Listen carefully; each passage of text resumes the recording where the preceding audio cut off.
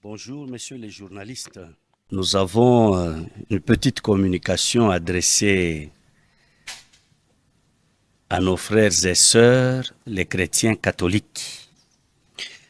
Nous avons été indignés concernant le chantage émis par certains réseaux sociaux mal intentionnés au service de certaines personnes et des groupes de personnes. Ce chantage est effectué par des communicateurs libres,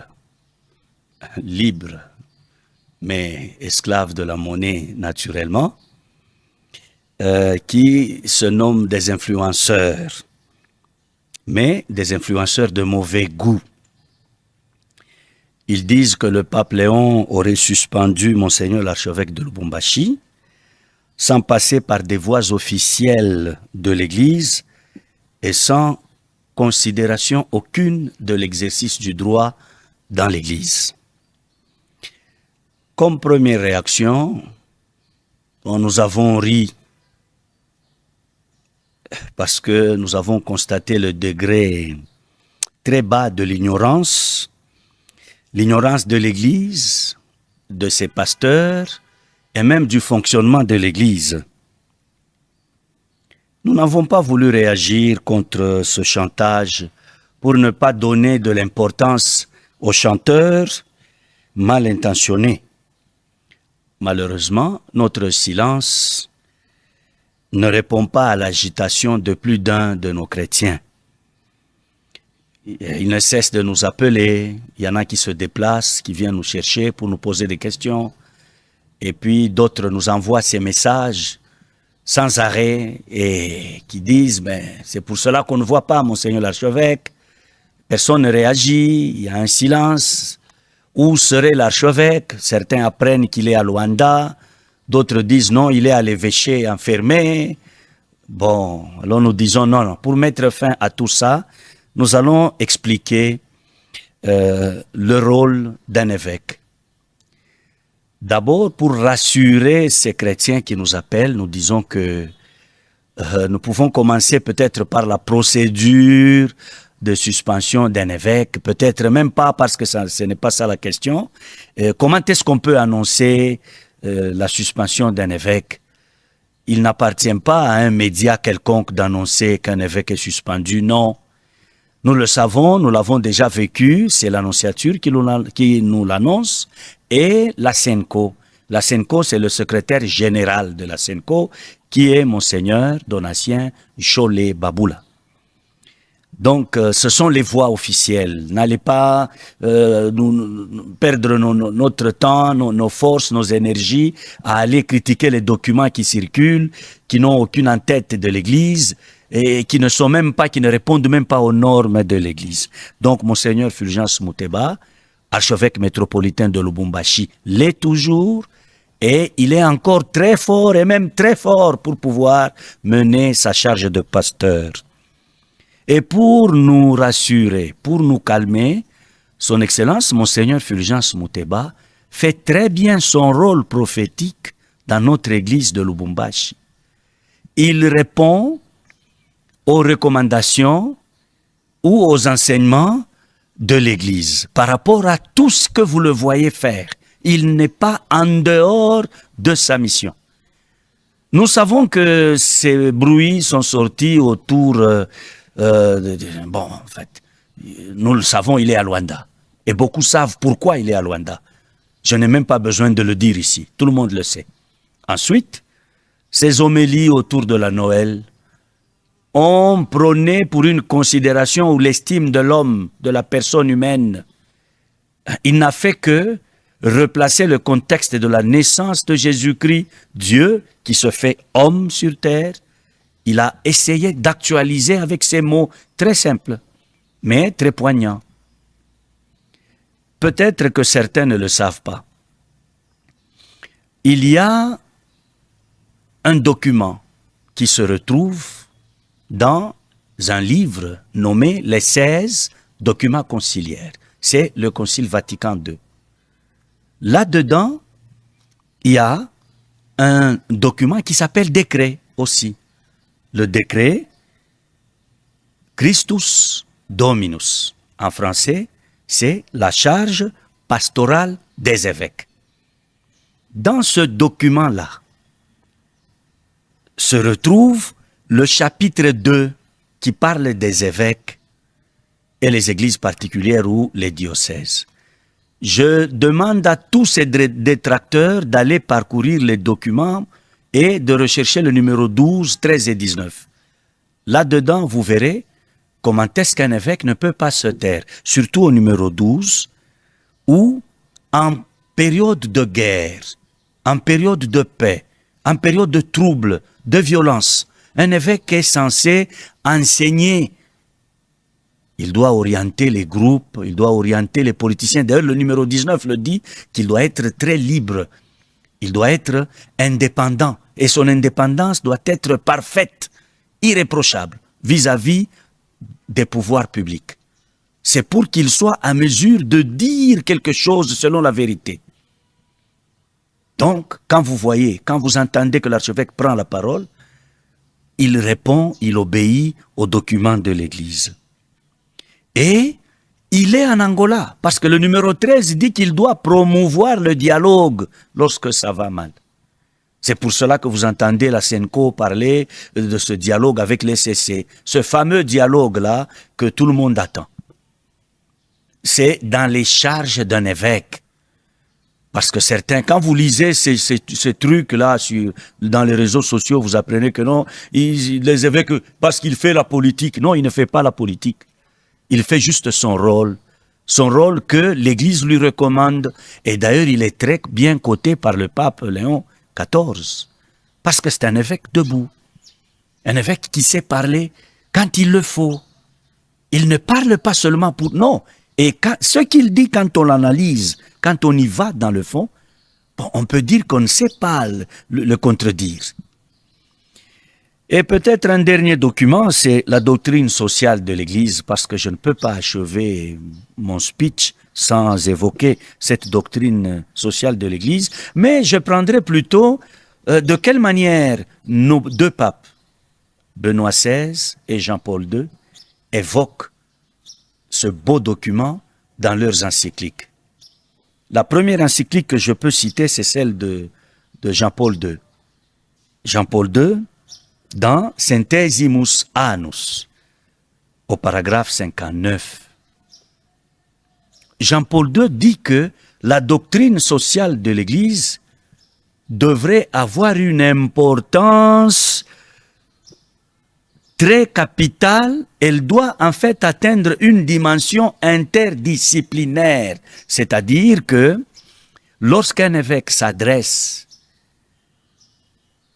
à ces populations chrétiennes et aux hommes de bonne volonté, il touche plusieurs disciplines. En fait, ça c'est son rôle de pasteur qui le lui permet. Et Benoît XVI, dans Deus Caritas Est, au paragraphe 28,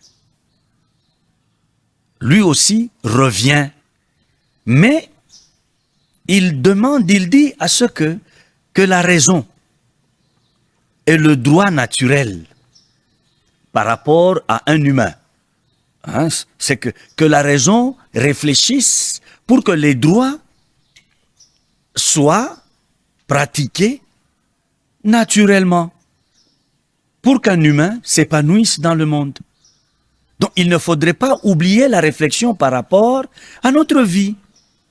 Nous devons réfléchir sur les dimensions humaines, de quelle manière l'humain vit, pour que, s'appuyant sur la foi, que le bien soit retenu pour tout humain. Bon, c'est à nous de voir si au Congo nous avons la paix, si au Congo nous sommes bien, si nous vivons très bien au Congo, nous pouvons demander à Monseigneur Fulgence de se taire dans son diocèse. Mais si nous savons que nous vivons des turbulences, s'il se taisait lui, ou si nous savons que nous avons des turbulences et que lui se taisait, alors il est complice, quelque peu.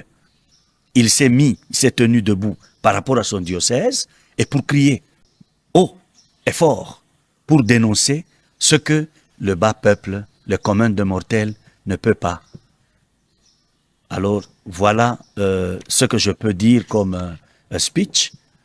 Pouvez-vous nous éclairer sur ce que nous appellerions des fautes graves qu'un évêque diocésain peut commettre qui peuvent lui valoir une suspension?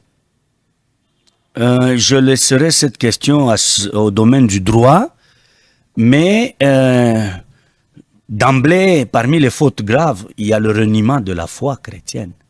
Quand un évêque commence par renier sa foi. Bon, vous comprenez que il sort directement dans la ligne d'un évêque ou des évêques. C'est qu'il cesse de lui-même d'être évêque parce qu'il a renié sa foi. 2, fautes graves, enseignements qui ne suivent pas la doctrine de l'Église. S'il n'est pas, je peux même parler de la communion avec les autres évêques et la communion avec le pontife romain. Parce que de la même manière que l'évêque doit être en communion avec le pouvoir, cette communion, il l'exerce aussi avec la hiérarchie, c'est-à-dire avec le souverain pontife, c'est-à-dire le pape. Et aussi, il doit être en communion avec tout l'ensemble, ce qu'on appelle le collège des évêques. Tout le corps, donc avec la SENCO, si vous voulez. S'il marche parallèlement à la SENCO, maintenant, il faut savoir ce qu'il fait, si c'est bon ou mauvais. Si c'est mauvais, bon, ce n'est même pas parallèlement. Ça serait en contradiction avec la SENCO. Donc, parmi les fautes graves, il y a le reniement de sa foi, il y a aussi le rejet de l'autorité suprême. Un évêque qui rejette l'autorité du pape, c'est une faute très grave. Ou un évêque qui se dresse contre tous les évêques de son pays ou de sa province. Malgré les interpellations, lui, il fait des choses... Non, ce sont des fautes très graves. Ou un évêque, pourquoi pas, qui tue. Un évêque qui prend une mitrailleuse et qui commence à tirer sur des gens, là, bon, quand même. Bon, mais je préfère qu'un canoniste vienne creuser la question. Mais ici, il n'est pas question d'une faute grave. J'ai même lu quelque part là quelqu'un qui dit que Monseigneur Fulgence, je m'excuse de rire parce que ça m'a fait rire quand je lisais de bout en bout. Qu'il aurait détourné, si c'est l'argent dédié à construire une cathédrale quelque part là. Est-ce que c'est ça le rôle du président de la SENCO? C'est de construire des cathédrales dans les autres diocèses. Donc, je ne voudrais pas me mettre à répondre pour montrer à quel niveau ces gens ont été vraiment très bas. Hein? Donc, je me dis, mais est-ce qu'ils connaissent? Ils connaissent même le rôle d'un évêque. Et ce qu'eux appellent faute grave, c'est des choses qui ne peuvent jamais arriver. Ça n'arrivera jamais parce que le rôle d'un archevêque ou d'un président de la SENCO, de commencer à sillonner le pays pour aller construire les églises. Bon Dieu, bon Dieu, bon Dieu. Donc, il n'y a aucune faute grave par rapport à la vie de Monseigneur Fulgence et même à son ministère, à l'exercice de son ministère comme évêque. Par contre, je veux vous dire que c'est un évêque à nous, comme diocèse, nous pouvons nous péter les bretelles. Bon, je n'accuse pas ou je ne nie pas l'apport des autres évêques. Il a trouvé notre diocèse à un certain niveau. Et lui essaye de le remonter. Et nous voyons qu'il le remonte. Il n'est pas en train de couler le diocèse. D'ici quelques années, monsieur le journaliste, l'archidiocèse de Lubumbashi sera un modèle parmi tant d'autres. Mais au Congo, je pense qu'il serait parmi les premiers. Et nous luttons, nous le soutenons, nous profitons de sa présence à la gouvernance de ce diocèse pour nous hisser le plus haut possible, afin que celui qui viendra comme successeur, lui aussi continue à le faire encore hisser davantage. Donc nous sommes fiers de notre évêque. Nous sommes fiers de sa façon d'être, de sa façon de gouverner, et nous sommes avec lui. Nous ne pouvons pas être en contradiction avec lui. Voilà ce que je peux vous dire. Pas parce qu'il fait le mal, mais parce qu'il fait le bien, et il le fait très bien. Voilà, monsieur Étienne. Merci. Nous sommes à la fin de notre point de presse. Un dernier mot. Je remercie les médias, d'abord, tous qui êtes là. Hein, vous qui êtes là, les vaillants, si je peux dire, les soldats de l'évangile pour rejoindre le langage des Pauliniens. Vous êtes les apôtres de la bonne nouvelle, de par les médias. je vous remercie d'avoir répondu à cette invitation pour relayer le plus tôt possible cette information et couper court à tout ce qui se dit afin que chacun soit tranquille chez soi à la maison et que tout le monde vaque à ses occupations, qu'on aille à la messe et puis qu'on continue à vivre comme on a toujours vécu. Ça, c'est un. De deux, je vous remercie d'être toujours là parce que vous avez toujours été là. Et je demande à tous ceux qui nous suivent de se fier à ce que vous publiez. Au lieu de regarder les réseaux sociaux, qu'on suive plutôt ce que vous publiez. Nous vous connaissons. Nous savons tous que quand vous publiez, vous le faites très bien. Alors, nous voulons encourager les chrétiens et les hommes de bonne volonté à se fier aux médias. Vous qui êtes nos prolongements, parce que c'est par vous, par vos maisons, par vos chaînes, c'est ça le mot que je cherchais, c'est par vos chaînes que nous arrivons à atteindre un plus grand nombre. Donc, je vous remercie et je remercie tous ceux qui nous suivent et je charge tous ceux qui suivent cette émission d'aller dire aux autres que le calme doit être là, il est là et nous devons continuer à vaquer à nos occupations. Merci beaucoup et bonne année à tout le monde. Mes vœux les meilleurs à tout le monde. Merci. En Swahili, synthèse, wandugu yetu. Asante sana.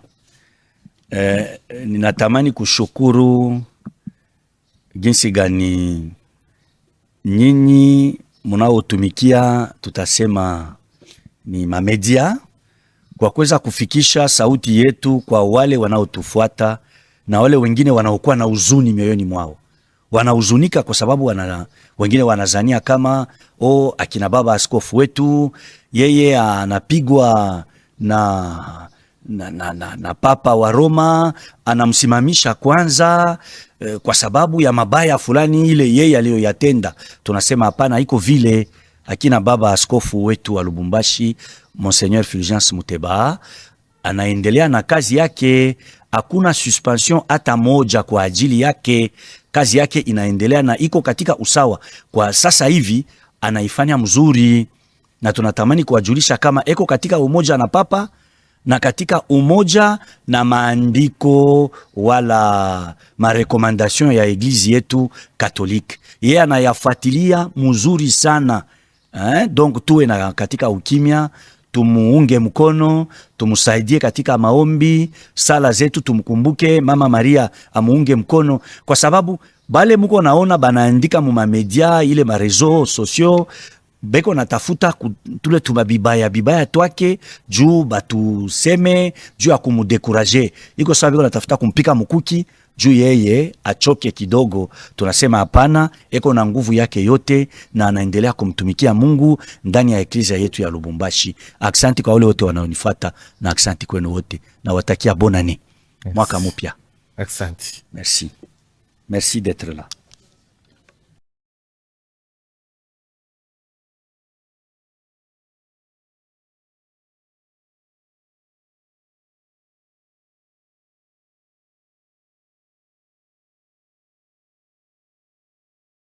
Mal intentionné. Malheureusement, notre silence ne répond pas à l'agitation de plus d'un de nos chrétiens. Ils ne cessent de nous appeler, il y en a qui se déplacent, qui viennent nous chercher pour nous poser des questions, et puis d'autres nous envoient ces messages sans arrêt et qui disent c'est pour cela qu'on ne voit pas Monseigneur l'archevêque, personne ne réagit, il y a un silence. Où serait l'archevêque? Certains apprennent qu'il est à Luanda, d'autres disent non, il est à l'évêché enfermé. Bon, alors nous disons non, pour mettre fin à tout ça, nous allons expliquer le rôle d'un évêque. D'abord, pour rassurer ces chrétiens qui nous appellent, nous disons que nous pouvons commencer peut-être par la procédure de suspension d'un évêque, peut-être même pas parce que ce n'est pas ça la question. Comment est-ce qu'on peut annoncer la suspension d'un évêque? Il n'appartient pas à un média quelconque d'annoncer qu'un évêque est suspendu, non. Nous le savons, nous l'avons déjà vécu, c'est l'annonciature qui nous l'annonce, et la SENCO. La SENCO, c'est le secrétaire général de la SENCO, qui est Monseigneur Donatien Cholet Baboula. Donc, ce sont les voix officielles. N'allez pas perdre notre temps, nos forces, nos énergies à aller critiquer les documents qui circulent, qui n'ont aucune en-tête de l'Église et qui ne répondent même pas aux normes de l'Église. Donc, Monseigneur Fulgence Mouteba, archevêque métropolitain de Lubumbashi, l'est toujours et il est encore très fort et même très fort pour pouvoir mener sa charge de pasteur. Et pour nous rassurer, pour nous calmer, son Excellence, Monseigneur Fulgence Mouteba, fait très bien son rôle prophétique dans notre église de Lubumbashi. Il répond aux recommandations ou aux enseignements de l'église par rapport à tout ce que vous le voyez faire. Il n'est pas en dehors de sa mission. Nous savons que ces bruits sont sortis autour... en fait, nous le savons, il est à Luanda. Et beaucoup savent pourquoi il est à Luanda. Je n'ai même pas besoin de le dire ici. Tout le monde le sait. Ensuite, ces homélies autour de la Noël ont prôné pour une considération ou l'estime de l'homme, de la personne humaine. Il n'a fait que replacer le contexte de la naissance de Jésus-Christ, Dieu qui se fait homme sur terre. Il a essayé d'actualiser avec ces mots très simples, mais très poignants. Peut-être que certains ne le savent pas. Il y a un document qui se retrouve dans un livre nommé les 16 documents conciliaires. C'est le Concile Vatican II. Là-dedans, il y a un document qui s'appelle décret aussi. Le décret Christus Dominus. En français, c'est la charge pastorale des évêques. Dans ce document-là se retrouve le chapitre 2 qui parle des évêques et les églises particulières ou les diocèses. Je demande à tous ces détracteurs d'aller parcourir les documents et de rechercher le numéro 12, 13 et 19. Là-dedans, vous verrez comment est-ce qu'un évêque ne peut pas se taire, surtout au numéro 12, où en période de guerre, en période de paix, en période de trouble, de violence, un évêque est censé enseigner. Il doit orienter les groupes, il doit orienter les politiciens. D'ailleurs, le numéro 19 le dit qu'il doit être très libre. Il doit être indépendant et son indépendance doit être parfaite, irréprochable vis-à-vis des pouvoirs publics. C'est pour qu'il soit à mesure de dire quelque chose selon la vérité. Donc, quand vous entendez que l'archevêque prend la parole, il répond, il obéit aux documents de l'Église. Et il est en Angola, parce que le numéro 13 dit qu'il doit promouvoir le dialogue lorsque ça va mal. C'est pour cela que vous entendez la SENCO parler de ce dialogue avec les CC, ce fameux dialogue-là que tout le monde attend. C'est dans les charges d'un évêque. Parce que certains, quand vous lisez ces trucs-là dans les réseaux sociaux, vous apprenez que non, les évêques, parce qu'il fait la politique. Non, il ne fait pas la